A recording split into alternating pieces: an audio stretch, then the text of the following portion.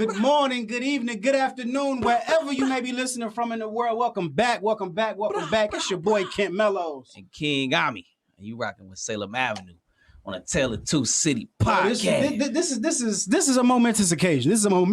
Momentous. But before we get started, you got something to show us, Buffalo. What's? Well, first of all, y'all ain't asked me what I had in my cup. What's in your cup? Oh man, that gets deep. A cup of sun. A cup of sun. Okay. Cup of sun. Cup of sun. All right, so right now, this is what you do. It's actually bourbon, man. I'm gonna tell you. Okay. This is how you do this specifically. For the purposes of this occasion, we gonna tell y'all what the fuck is in the cup. You ain't gonna get the brand. I had to. Nah, yeah. Don't know. Word. Anyway, this is just for bourbon, fellas, ladies. All right. So look, everybody just take a shot real quick. Just do. No, don't do that. Don't do that. Okay. But that's what you usually do, and you just drink it, right? This motherfucker been sitting in barrels for 9 to 10, sometimes 20 years, right? Older than, I'm saying, your kids. Yeah. You know what I'm saying? And so, you got to appreciate it. You feel me? They put a lot of time and effort in Kentucky in making bourbon. So you hold it, pause, in your mouth. Get your mind out the gutter. You hold it in your mouth for 3 seconds. Pause. Damn. This is crazy. Do not edit this. Please edit this. This is crazy. Do not take this out of context. This is crazy. Internet. This is how you drink bourbon. Hold on. I'm gonna do this. This is what I'm gonna do. I ain't gonna say nothing and just watch. Tell us. No, because y'all gonna take it. Y'all gonna take it in the wrong way. I want to know. I want to know. You gotta explain it step by step. No homo. We ain't finna flip this, bro. This ain't. Hold it in your mouth for 3 seconds, okay? That's crazy. Because most time you just drink it. You don't even taste the motherfucker. You don't even hold it in your mouth. Then drink it. Pause. Safe word. That's a safe word. No, that's a safe word. No, it's not. Safe to the motherfucker. That was a safe word. Okay. Just in case. And then you blow out. Damn. That's even worse. Yeah. But no, it's not. It's safe. Blow out. That's safe. That's safe. Then you blow out. Yeah. Hold exhale it. out. No, but you don't exhale because that's you. So hold it in your mouth for 3 seconds. Shoot it, and then. All right, y'all ready? Yeah. Hold it, shoot it, blow it, pop. And there you have it, ladies and gentlemen.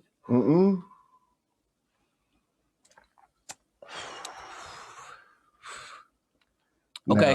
Now you taste it, don't you? It's smoother. It's that way. It's smoother too. It takes some of the burn off. It go down easy, but then now wait. Now you spicy. About right now, you're gonna feel it in your That chest. shit's spicy. Right Right now you're gonna feel it right here. Why is it spicy? Ooh, wait. All right. Feel it drop, Paul. Damn. Yo. So that's how you shoot Kentucky bourbon, man. Damn, it probably took too long for me. No, you good. So we got Nappy Roots today. This is a big fucking deal. This is a big fucking deal. As you see, to my left, we got B Still.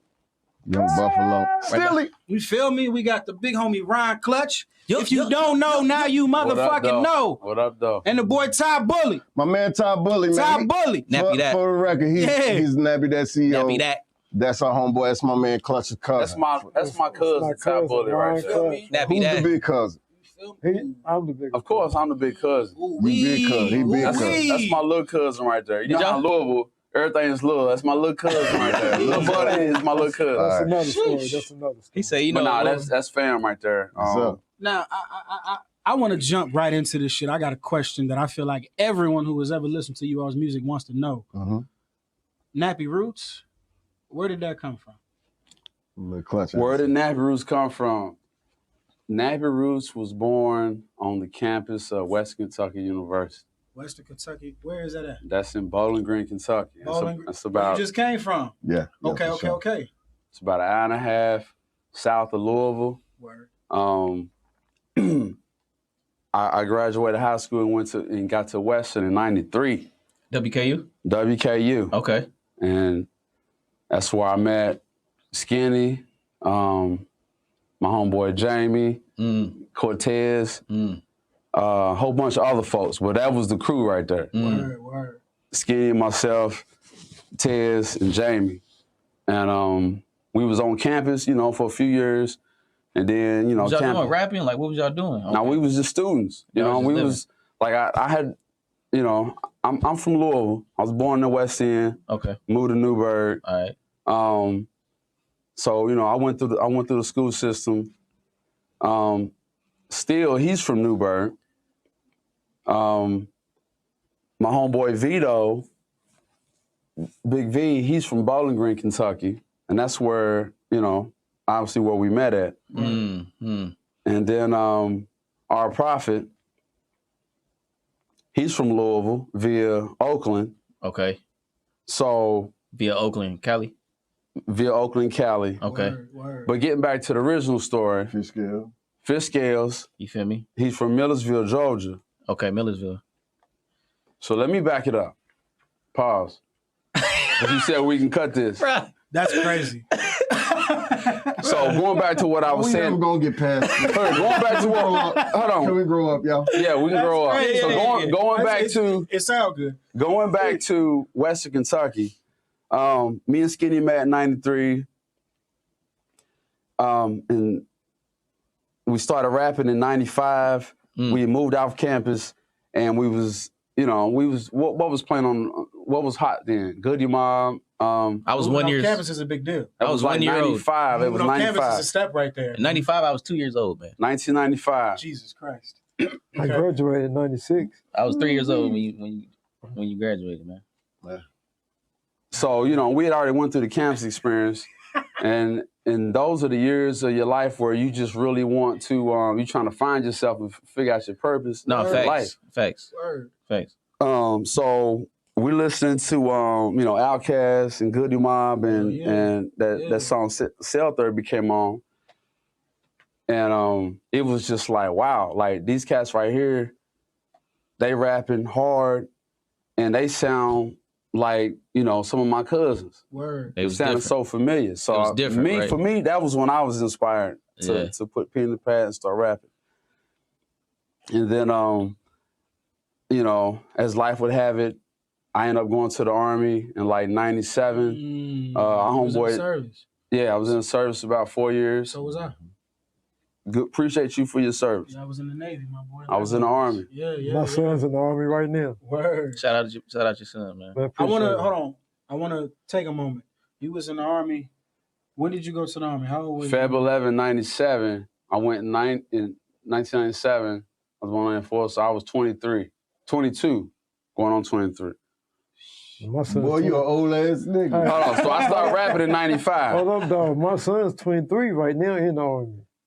That's the period of your life where you trying to find yourself. You switched it around. You did one first. Look, bro, I graduated high school June 10th, July 3rd. I was on my way to boot camp. Whoa. I got up early, bro. It was. I was there when he left, man. It was different. I remember that. It was different. I was like, okay. Oh, so what made you want to go to the Army, man? What made you want to go and enlist? Yeah, because that's what I've been trying to understand from my son, man. Like, so for me, we gonna get back, but for me, to be honest, I really I always knew I kind of wanted to do this music thing, but I knew I wasn't gonna go to nobody's university for 4 years and do what I was supposed to do. I was gonna get in trouble. Somebody was gonna get pregnant. Some bullshit was gonna go down. So let me go ahead and go to the service and make this money. I was in ROTC in high school. Mm-hmm. So you knew. Yeah, so, there was already an affinity with this shit. So when there was an opportunity that, okay, well, one of the biggest naval bases is in San Diego, and it's a good chance that if you join the Navy, you might be able to go to San Diego. I'm like, you know what? I'll take those odds. Cali was what you was next. Right. And that's exactly what happened. Yeah. Now, granted, it took me far, far away from the fam. I'm from Dayton, Ohio. I ain't never seen a naval vessel before. Far my ass. I ain't see your ass for 20 years, it felt like. And that's real. That's real. You was gone. And I know you can identify with that shit just being away from your people. And that's how Skinny felt. He was like, man, my homeboy Ron C, he's in the Army. He be back in the summer. Wait till y'all see. And then I got back and I came the year that you got and back. then I came, full disclosure, when you join the military, you got to know your you got to know what you want to do. You got to have your plan mapped out. That's with anything in life, especially with the military, because I kind of felt like my recruiter didn't give me all the information that she should have gave me. This was before the music started hitting, though. No, this was like a year and a half afterwards. Wow. Like I sat out of school. I ain't gonna put everybody out there, but at that point in time, everybody was sitting out of school at some point in time. Wow. And then my time came, and I was like, damn, I ain't who I thought I was. No, I was definitely who I thought I was, but I was just like, damn, I don't want to be, that shit happened to me before, drinking, man. Smoking, I'm already knowing sloppy drunk, I'm already knowing all the time type person. Okay, so how do you and Be Still know? So like I was saying, so when I get back, my folks, we was on Indian Trail, we was in Old Broadmoor, then we moved to Papa Level Road, which was like a couple blocks from Steel Spot. Mm-hmm. So then when I get to Weston, and it didn't even have nothing to do with the story because we never knew each other. Still always brings it up. That close still to each always other, brings it up to me. Right, never knew. Right. Okay. So I get back to campus, and then it's always some shit like that. I get back to campus. A homeboy, Shotty, he knew Skinny's brother. And he slid them a tape, and they had Be Still and Shotty C on there. Word. And then Skinny called me and was like, "You gotta hear this. Man, you gotta hear this. Yeah. These niggas That's how it be, man. Hey, let's grow." I'm like, hey, I love it. This is like I'm on top of the world, like the Appalachians. So hold tight. So like y'all aren't related in anything other than music. That's it. They are. They family. I still can't tell who Big Cousin though. They both said it was Big Cousin. He said I'm Big Cousin. We gonna get into that because so hey, to answer your original question, how Nappy Roots started. We got 4 seconds. How Nappy Roots started. We're gonna be right back. We're gonna be right back. June 17th, 2023, Louisville Urban League and Future Ancestors invite you to the Norton Sports and Learning Complex for the Race for Justice. A call for justice for Breonna Taylor and raise funds for social justice organizations. The event is jam-packed with speakers, food, entertainment, and booths from social justice partners. Be sure to go to futureancestors502.org for all information and updates. The Plug Network is ever expanding. Subscribe to our YouTube page and hit the notification bell for all updates. Thank you and stay plugged in.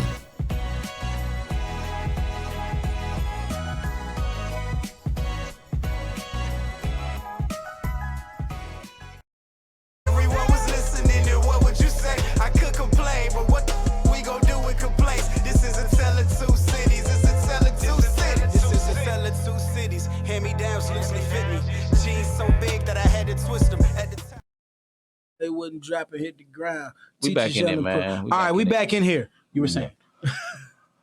So, man, that was a good commercial, man. Word. I'm gonna go to that event. For sure. Let me pick back the Nappy Roots. Well, I kind of want to start talking a little bit. That's fair. So the Nappy Roots actually started, before me. I was in high school and, I was doing my thing, rapping, and Skinny's little brother actually went to my high school. So, and the real crazy stuff is I knew Skinny, the members of Nappy Roots, Skinny DeVille, Fish Scales, Ron Clutch, Buffalo Steel. Former members were Big V and R Prophet. But, I knew Skinny's whole family, except him. And I'm gonna let y'all kind of soak this in, because I'm talking about his little brother. Like, I got pictures from T-Ball with his whole family. You feel me? Wow. Mom, pops, 2 sisters, right? And his little brother was the homie, right? All through school. I never met the big brother till college. Now, this fucked me up for a little bit, because I'm like, where was he hiding it? Why your little brother didn't even talk about you the whole time anyway? Like, first of all, like, you know what I mean? Like, I don't see you. I never saw him, dog. It's crazy to me. But all of this does connect, and it does. I said earlier that it wasn't relevant to the story. It was relevant that we was in close proximity. Feel me? Me and Skinny was in close proximity but we never knew each other. But when we met each other, it was all these stories that was like, okay, you from the crib. And so it all gelled, and it was like, it was comfortable. This is meant to happen. It was meant to be. It's only God could do this. This is meant to happen. And I want to ask you, like, was there ever a moment? I feel like there's always a moment where you realize, like, hey man, this is it right here. Like, we made it. Like, what moment was that for y'all where it was like, nigga, we're here? When, like I said, I got to school in 93, Western Kentucky University, 93. I wrote my first song with Skinny in 95. We recorded a couple songs. I went off to the Army. On my way back, he said, man, we got this Buffalo. He was B. Scott at the time. He was B. Scott in Shotty C. And he was like, man, listen to them. And I was like, damn, that's dope. Yeah. But then at the same time, my homeboy Jamie, who was our roommate, he was damn near, he was part of Nappy Roots too, like, you know, in the back, but he was... Yeah, doing his thing though. Yeah. And he put Scales, he was Big Mel at the time, with Skinny, was like, man, Skinny, son, you need to holler at Big Mel. And then they got together. So Skinny was kind of working on different fronts. Sounds like y'all was just connecting, connecting lines. Yes. Connecting dots and shit was working out, man. But what Steele was saying, how we was also close proximity, was just, I was playing T-ball, but I'm 4 or 5 years older than Steele, so we was all drinking the same water, playing the same T-ball, playing at the park, the boys club. Going to the same boys and girls club. Ty was there. Hood, you know what I'm saying? Miss Deborah, down the street from Turner's, all of that. Yep. Yeah, for sure. So I got another question to add on to this one. Now we know the inception of Nappy Roots. Tell us about the name. So that was all right before I left for the military. And I was the campus barber. Cutting hair. So, okay. But before I was a campus barber, I was a barber in my neighborhood in Oak Broadmoor off Indian Trail, on Indian Trail. So that's why I honed my skill. So when I got to Western, I was like, man, I had some Andes. If you cut hair, you know that the Andes is... Put the A. Get you right. Andes, those are the standard right there. When you go to the real barbershop, that's what they got. And then you got your liners. So I was doing my thing, and that's where everybody was gathering. I got to Western. If you ever went to Western, PFT, Prince Fort Towers. A couple times. My neighbor was Cortez. I didn't have no roommate. He had a roommate. I remember Tez from high school. He used to sing on the bus all the time. But we was from 2 different areas. But he was a singing MF, motherfucker, But me and him got cool. And then my homeboy Jamie, we went to high school together. And I remember seeing Skinny riding down Indian Trail in his, I think it was either Renault. I think it was a Renault.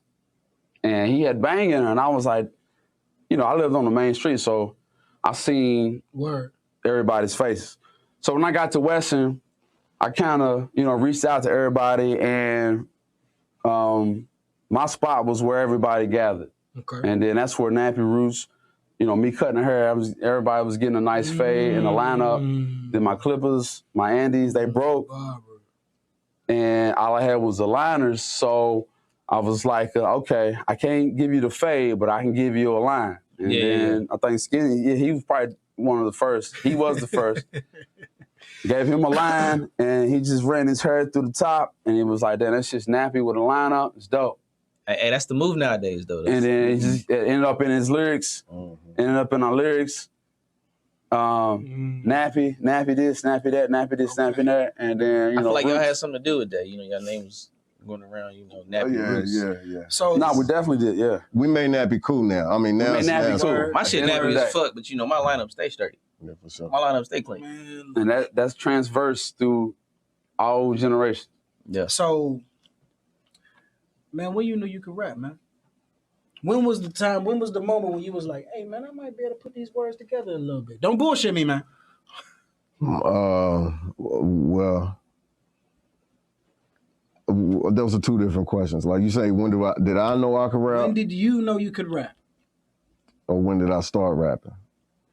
It was the same day. It was the same motherfucking Oh, day. really? Yeah. Oh, you talking some shit in here with me? Okay. Same motherfucking day. So, how did you like stumble upon hip hop? You know? That's some beautiful, beautiful question, man. Come on. I was 11 years old, and you know what I'm saying, I lived on the block. Like, it was, you know, I had to, man, like my father, he raised me, man, from, and in the hood, it was two daddies. My daddy, and then my nigga down the street. We done met your pops. Yeah. We done met your pops, OG. So he was the hood I daddy. fuck with him heavy, though. Yeah, he's, man, he always been that nigga, man. That's my dog, Sea bro. of knowledge, man. I really Shout out fuck to with him. Scott. Yeah. And so yeah, man. But back to the story. I was on the block, and then right across the street, okay, it's the project. And so all the kids just got together. We would all hoop, play, you know what I'm saying, pitch back tackle, football in the streets. Word. You know what I'm saying, flipping on the matches, you know, whatever. Just being a kid. Yeah, right. Sure. And my homeboy, bruh, Beatty, man. You know, rest in peace, man. Shit, he didn't get to see this shit, man. But he knew, you know, and that was the first person who believed it. So yeah, man, so he was in the middle of this circle, and I'm like, when you got a circle of people around, this was before ciphers and rap, it was usually a fight going on. Not this time. Bruh, so I go to see what's going on, and it's my homie in the middle of the circle, sitting on the bicycle, like, you know what I'm saying, on the handlebars. You know, my nigga was beatboxing, sitting on the bike, and then my homeboy, bruh, Beatty, was looking in the air, just freestyling, man, and had the whole shit. Everybody was just like, what is this nigga? Oh, shit, okay. And so at that moment, I ran back in the house, man, and I started writing my raps down. Started writing raps. I had never rapped before. That's an inspiration. But I said, that's what I want to do. But you saw that circle. Yeah. And you saw him rapping, and you was like, I said, because that. I never had seen that before. Because, you know what I'm saying, how we digested music was on the radio, or maybe, you know, wouldn't really know the music videos when, you feel me, like a lot of hip hop and shit. So, you know, you got it on a tape, you know what I'm saying? It was just like, you know, through the grapevine, you feel me? But when you actually see it, and that's what happened in New York and at whatever the street is, you know, so I can't forget, well, you know, whatever it is, you know, where it started out in the park, right? In the Bronx. Of course. But so when you, I seen that from my own eyes for the first time. And that's what it did to me. I said, man, I want to be that dude that do that. And then so I came to him later, and I said, bro, this is, you know, listen to this. And he laughed. He was like, bro, this is some, you know, this is kind of like some different shit. It's like, this ain't no random, you know, regular shit. This ain't the norm. Yeah. So he took me back to the crib, and we just started recording. My pops, he had some music equipment. He had some keyboards and a microphone stand and all of that. So I'm walking that down the street on the block to his apartment, man. He had all the shit rented from the doo-wop shop, the beat machine. He had the shit linked up to the speakers and all of that, and making beats as one beat. It wasn't no punching in, and wasn't no, feel me? It was a 3-minute song. You playing the bass line for 3 minutes on the keyboard. Doom, doom, doom. For 3 fucking minutes. Yeah. And you better not fuck up. And then you go back and do the drums, you do the trumpets, you do the woo woo woo, right? And so that's how I started my music journey back in the day. And he helped me put out my album. And then by the time I went up to Western, met Nappy Roots, started recording, and just got signed to Atlantic Records, he knew, but we were still up in Bowling Green. By the time I came up out with an album, he had got shot, man, and killed, man. So R.I.P. to one of the greatest that y'all will never see, and whoever got to witness him, hey, y'all got a treat, man, bro, Beatty, man, for sure. Yeah, man. Is there any like recordings he got out that we can, like, you know? I'm trying to. I might can dig up a tape or something, you know for what I'm real. saying? You might have to slide it to me on the side, man. I don't put that out for them, but you know. Genius, man. I never got to meet Bro Beatty, rest in peace. But my cousin used to talk about him all the time. He was like, man, you know, he's the one. He ain't really going into detail. But the crazy part is, when I was in the Army, I was on Poplar Level Road, and we stayed next door to the gas station, and that's where they assassinated Bruh B. Poplar Level. And I woke up. I remember hearing the shots. They was like literally right next door to my house. That's crazy. And I come out and I look and I see the sheets covered in blood. Bam. And then later on that day, my cousin tell me what happened. And I was already going through it, but I was even madder. I was like, damn, dog, this is some bullshit. And it's crazy. But yeah. We'll be right back, you guys. Right back. We'll be right back. Let me June 17th, 2023, Louisville Urban League and Future Ancestors invite you to the Norton Sports and Learning Complex for the Race for Justice. A call for justice for Breonna Taylor and raise funds for social justice organizations. The event is jam-packed with speakers, food, entertainment, and booths from social justice partners. Be sure to go to futureancestors502.org for all information and updates. The Plug Network is ever expanding. Subscribe to our YouTube page and hit the notification bell for all updates. Thank you and stay plugged in.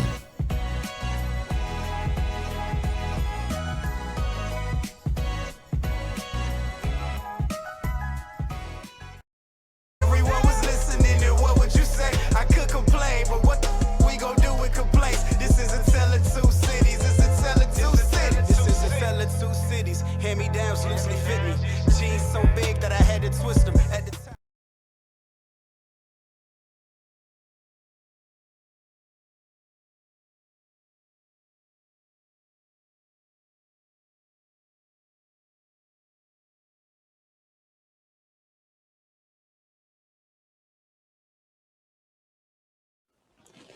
We back. All right. I want to jump into this shit, man, because like I've been wondering about this shit. First of all, I got my Grammy speech written. My shit written. I've been writing my shit. I wrote my shit years ago. Same shit, never changed. You know what I'm saying? Tell me about the Grammys, man. How was that shit? Like, what is it? Tell me about these folks at the Grammys, bro. Like, tell me about the atmosphere. Tell me about what the fuck it feels like. Because that's what I'm interested in. Like, I feel like I'm going to walk in there and be real surprised, you know what I'm saying? Fucking Kendrick Lamar got 17. I got to catch this nigga. You know what I'm saying? So, what am I supposed to be looking forward to, bro? Like, what is this shit, man? Hold on, you mean going or winning? What does it look like, just period? Okay, going. And then, I mean, being there is extravagant. Yeah. You see the greats. You in the same room with everybody. You in the room with some of the deepest and widest and brightest energies, musical sensations and legends. So whether you win or lose, that don't even matter. You got a seat. You got a seat in there. You got a so dub. where would you want to be proud of? And we had got nominated for Po Folks and The World According to Nappy. Yeah, so nominated for 2 Grammys. Two Grammys. Shout out y'all, by the way, man. That's huge. Rap song collaboration and long form video. And shout out Anthony Hamilton too, man. Po Folks, you know what I'm saying? That's what we got the Grammy for. It was funny because that year, who won the Grammys that year was Nelly and Kelly Dilemma, right? So, but here's how they. I love you. So imagine this though. It's funny because you said you already have your Grammy speech already prepared. I didn't. I wouldn't. But the moment that they mentioned the name, my heart started pounding because I said, "Damn, what the fuck I'm gonna say? I ain't got my Grammy speech ready." So when they announced the winner of the fucking Grammy, they said, and the winner is, they opened up the envelope. Nappy Roots was sitting in there. Yeah. Somebody else, Nappy Roots. They said, the winner is Nelly and Kelly Dilemma. I said, oh my fucking God. You dirty bastard. But it sounded like that. You feel me? He probably just said it. But it even, you just imagine the thrill right there. And it was amazing just to be in it. You feel me? But shout out, that was a great song too. I've heard that I've heard that you don't chase that shit. I heard that you have fun in it, and if you win it, you win it. But I've seen different people talk about the Grammys and shit, man. I heard that you don't chase it, bro. But you know, y'all a big inspiration for that shit. You know what I'm saying? Like that's something I want to do, man. That's one of the milestones. That's one of the goals. That's one of the visions for me. You know what I'm saying? So like I'm always looking at y'all for guidance. You know, I hit you up sometimes, look, you know, see what you can tell me, how you can help.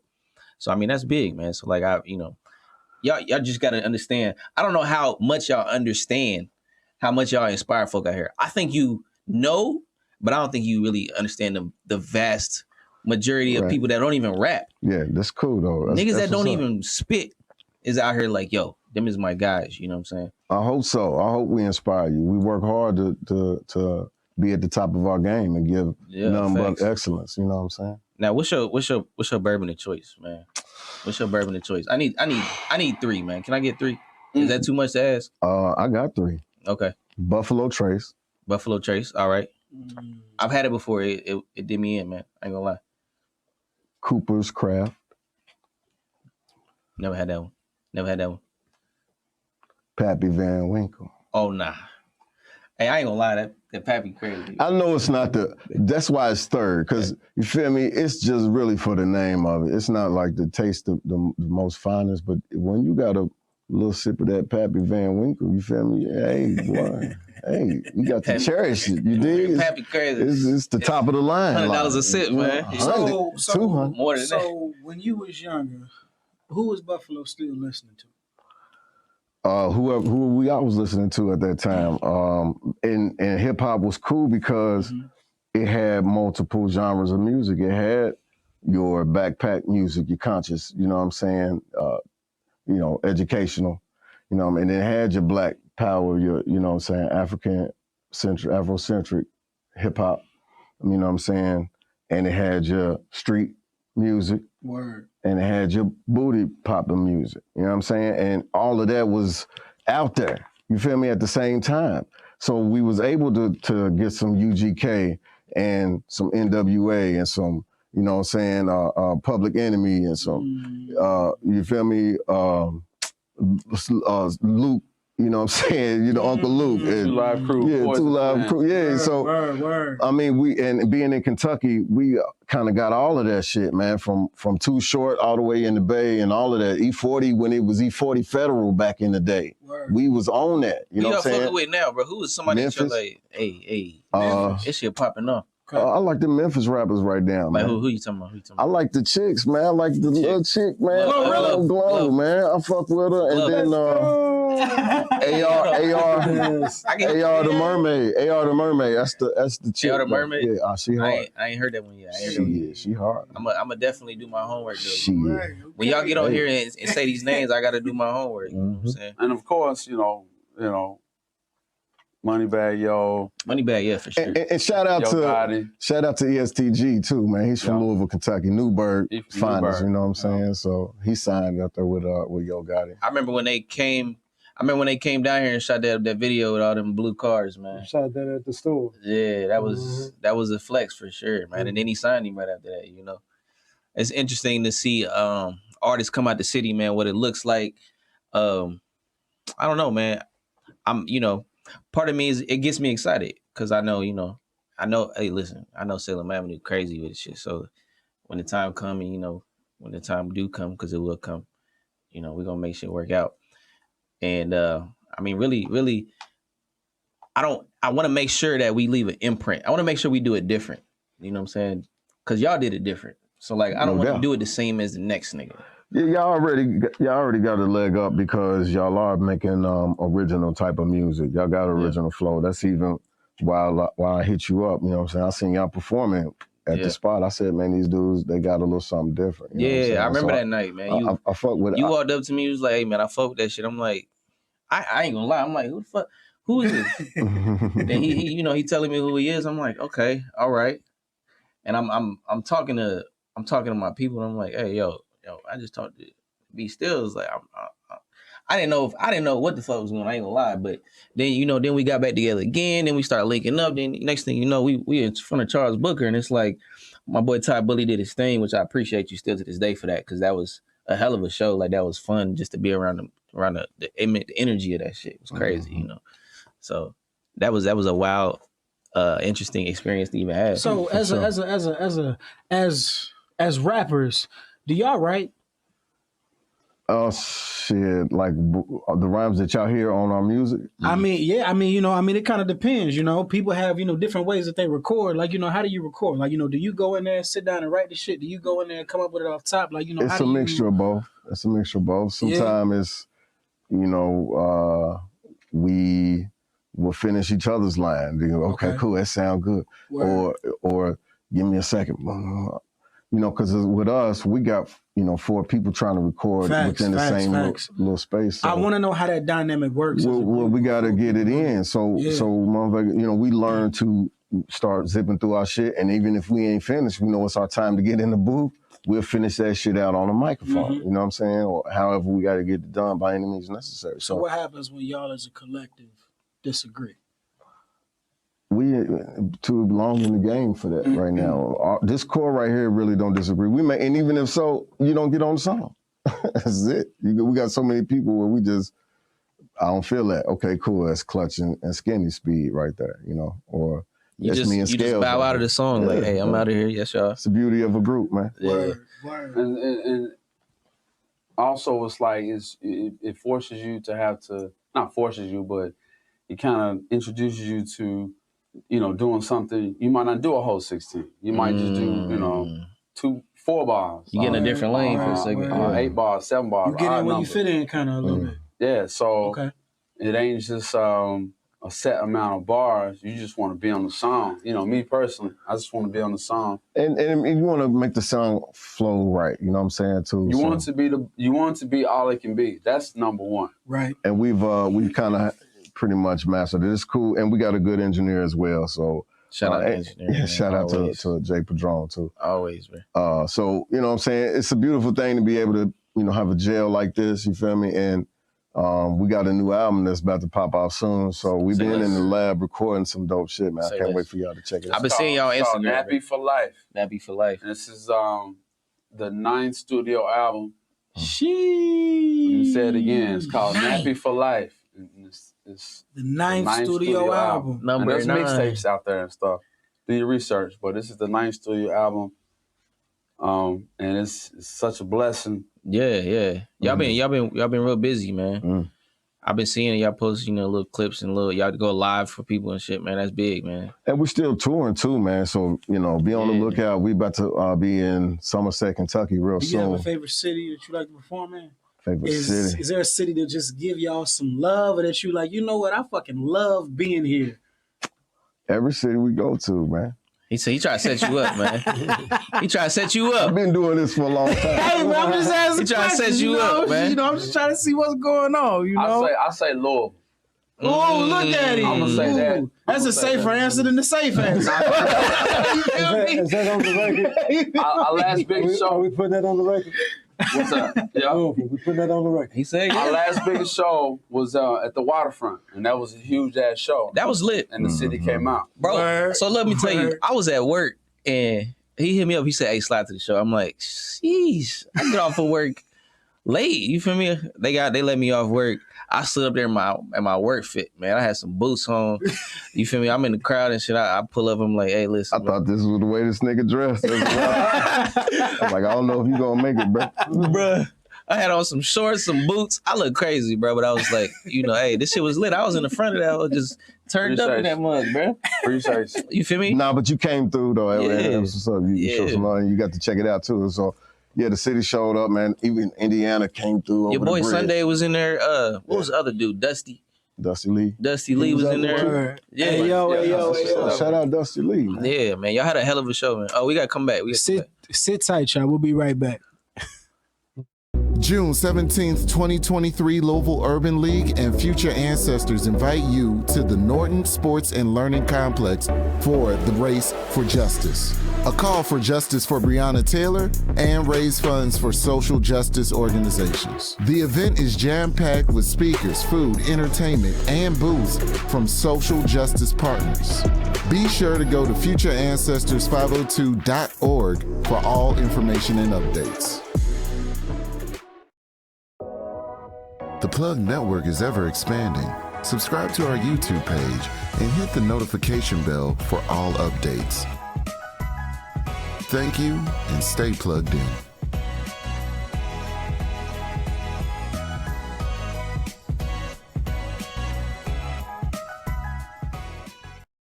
Everyone was listening to what would you say? I could complain, but what we gon' do with complaints? This is a tale of two cities. It's a tale of two cities. This is a tale of two cities. Hand-me-downs loosely fit me. Jeans so big that I had to twist them at the time.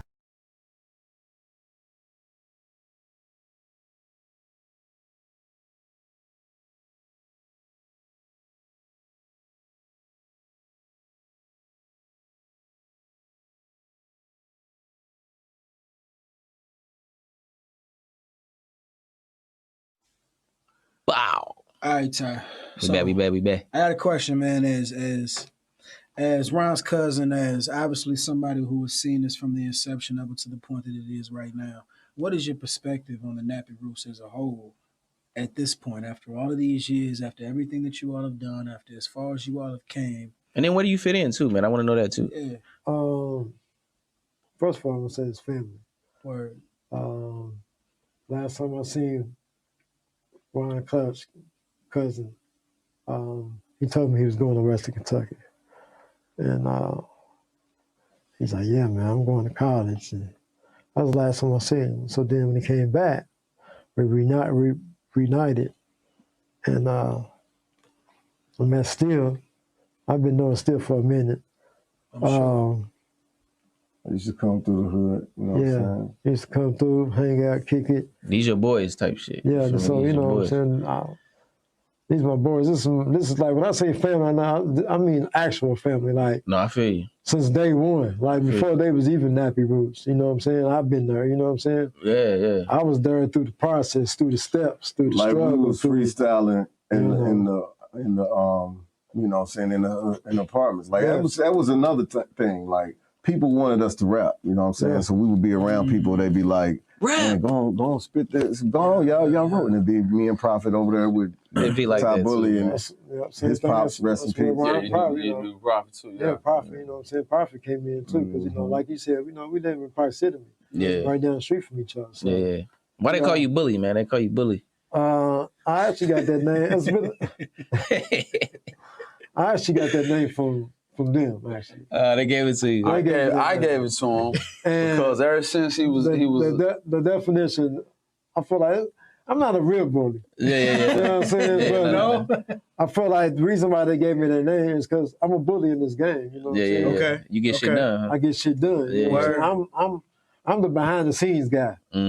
You know, I'm not in the spotlight. You know, I'm not taking pictures with fans, and you know, I don't want to be that person anyway. I don't want to be in the spotlight. It's the lead up to this shit. I like to be behind the scenes. You know what I'm saying?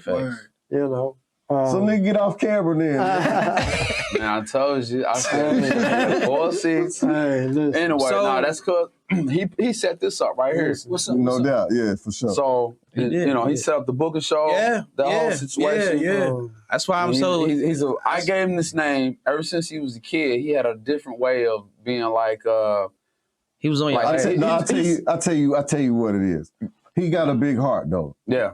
But he'll be like. He mean well. No, yeah, but listen, he'll be like.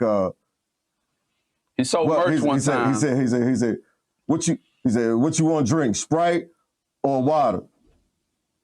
Like I'm not. Hey, be like, nigga, you gonna get one of these motherfuckers, nigga. I don't want none of it. But you want this or that. You know what I'm saying? You gonna drink something? Nigga. Yeah, or it's almost like. Are you gonna buy something? Yeah, it's a beautiful thing. If you know how to take it. Listen, it's all love. Nah, yeah, I feel that. I feel that. that. You know what I'm saying? Even like our interactions, you feel me, between just us three have been, you know what I'm saying, much respect. Me and him talked a lot of that, man. Just how, you know, we seen you down there at the parade, just how much respect we got for each other, you know what I'm saying? It's all love at the end of the day, you know what I'm saying? No doubt.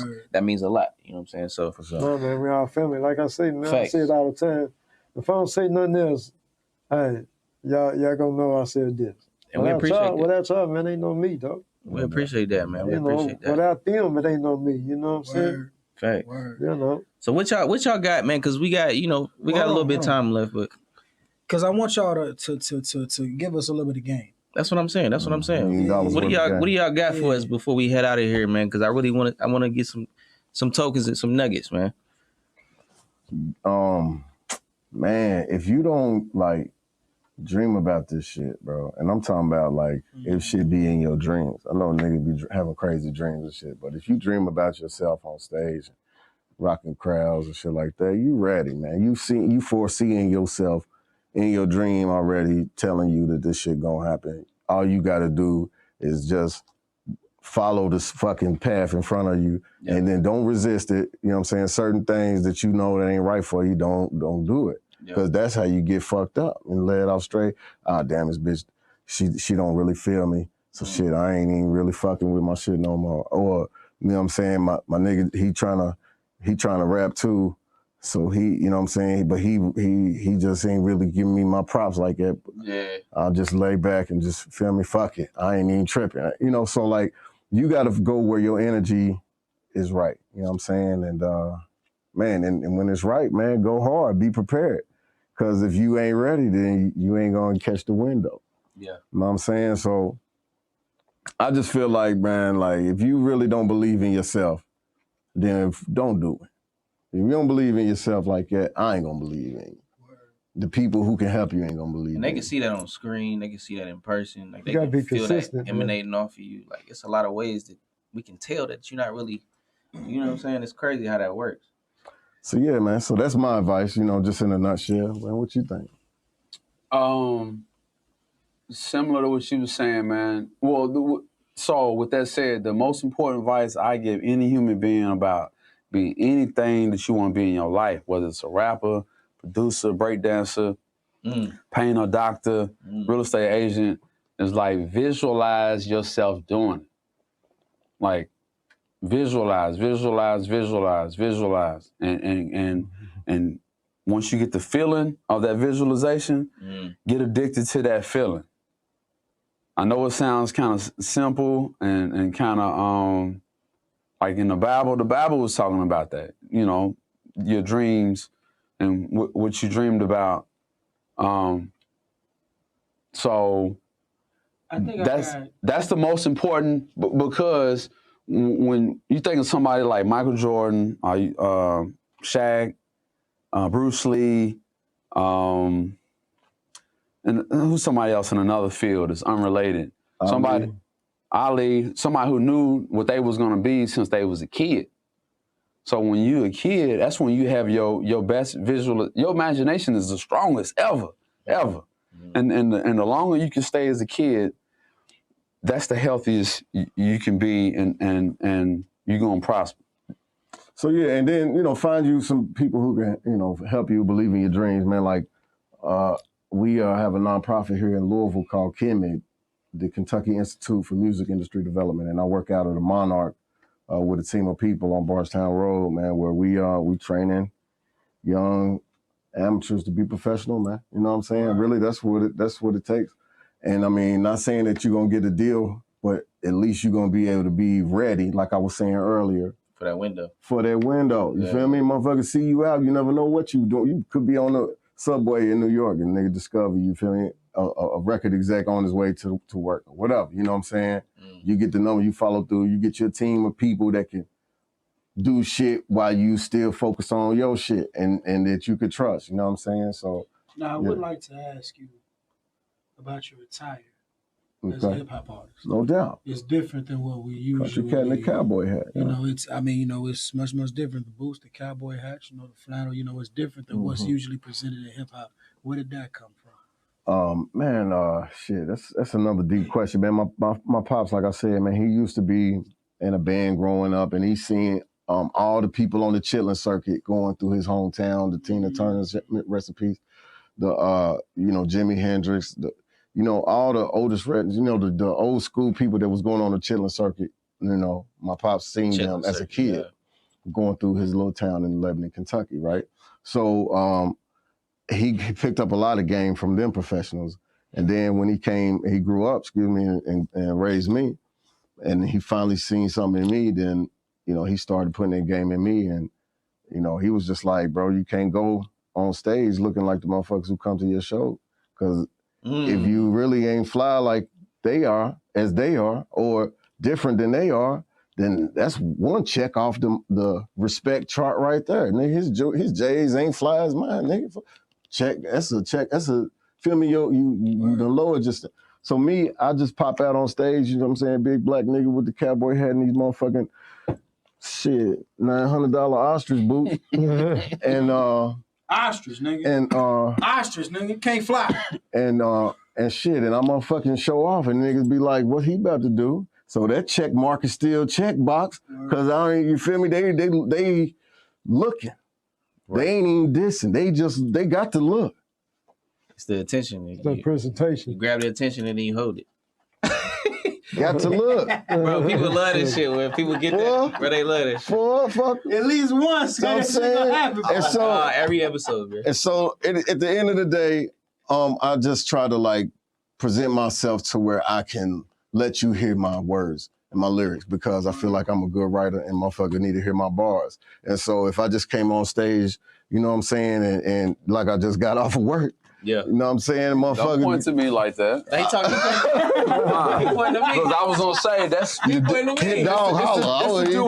It's the duality of Nappy Roots. But look, what people love about us is that we everyday. No doubt. Yeah, no everyday man. And everybody's different too, man. Everybody do their thing. I'm the country cat in the cowboy hat. So what y'all got coming up, bro? And I was the first to do it. Fuck. Real quick, what y'all got coming up, man? What's coming up? Which y'all on tour? Like y'all got an album? Y'all said it was. We got a brewery. We got a new beer coming out this summer. Where can I get it? Well, you can go to Atlanta, 170 Northside Drive, if you can't wait. And then by the time this comes out, I hope y'all get this watermelon chicken and grits. It's a new beer. It's a watermelon golden ale. It's in all the liquor barns soon. And then if you go to Against the Grain, you might could get some. Or just holler at Atlantucky. I need y'all to tell me in 58 seconds what the fuck a humdinger is. Do it in less seconds. You gotta close up. All right, man. Humdinger is amazing. It's the best. It's the most fantastic. You know, it's a hell of a thing. He said shit. What is it? Huh? A humdinger. Yeah, I told you. It's a burger. It's the best of the best. It's a burger. We got a burger named the Humdinger. When we came out with the Humdinger, what is it? We had just got off Atlantic Records, so we had so much energy built up, so many songs, lyrics, experiences. When that independent album, that was our first independent album. So that you see on the front of the cover, it's a 79 Cadillac Coupe de Ville on them things. Oh, that was my car. That was the biggest, best right there. It's a whip. No, it's the whip represents that, but it's the biggest, baddest thing ever. The baddest bitch, the best weed, the best drink. So it's not one thing. No. It's the best. It's the best. It's the rarity. It's the rarity. Yo, look, wherever you may be in the world and however you may be listening, it's a tale of two cities. It's Salem Avenue and the Nappy Roots. I've had a fantastic time. Thank y'all for tuning in, man. Yeah, keep it nappy, y'all. June 17th, 2023, Louisville Urban League and Future Ancestors invite you to the Norton Sports and Learning Complex for the Race for Justice. A call for justice for Breonna Taylor and raise funds for social justice organizations. The event is jam-packed with speakers, food, entertainment, and booths from social justice partners. Be sure to go to futureancestors502.org for all information and updates. The Plug Network is ever expanding. Subscribe to our YouTube page and hit the notification bell for all updates. Thank you and stay plugged in.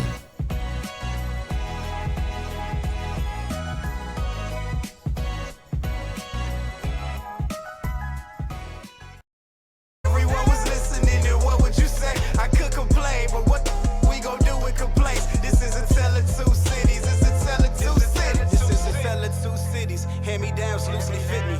Jeans so big that I had to twist them.